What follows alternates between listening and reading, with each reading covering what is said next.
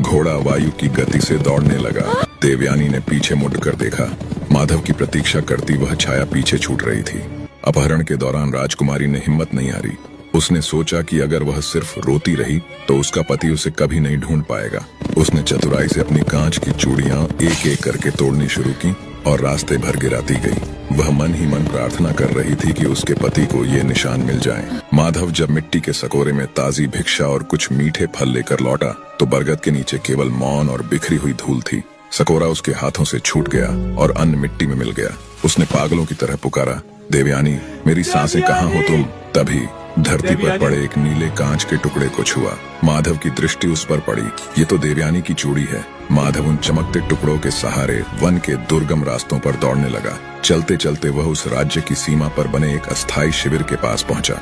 शिविर के भीतर अभिमानी राजकुमार विचित्र सिंह मदिरा के प्रभाव में गहरी निद्रा में था। देवयानी एक खंभे से बंधी थी।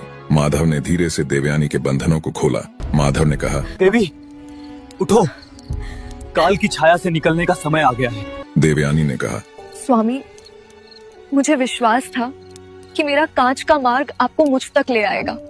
जैसे ही वे शिविर से बाहर निकले, राजकुमार की सेना जाग गई। पकड़ो, उन्हें जाने न दो।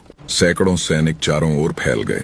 देवयानी और माधव सीधे भागते हुए चले जाते हैं। ऐसा लग रहा था मानो स्वयं शिव और पार्वती उन्हें अपने आंचल में छिपा लिया हो। जब वे सुरक्षित अपने राज्य पहुंचे तो यह समाचार जंगल की आग की तरह फैल गया। महाराज विक्रम सिंह ने जब सुना कि उनकी सुकुमारी पुत्री ने न केवल दरिद्रता को अपनाया बल्कि मृत्यु को मात दी तो उनका पाषाण हृदय पिघल गया। राजमहल के द्वार पर महाराज स्वयं खड़े थे। उनकी आंखों में अब अहंकार नहीं बल्कि गर्व के अश्रु थे। महाराज ने माधव को गले लगाया और अपने स्वर्ण मुकुट को उसके चरणों में रखने का उपक्रम किया। उन्होंने घोषित किया, आज से माधव केवल मेरा दामाद नहीं, इस स्वर्णपुर का भविष्य और मेरा उत्तराधिकारी है। देवयानी और माधव का प्रेम अब एक लोक कथा बन चुका था। आगे क्या होगा देखने के लिए कमेंट एंड सब्सक्राइब जरूर करें।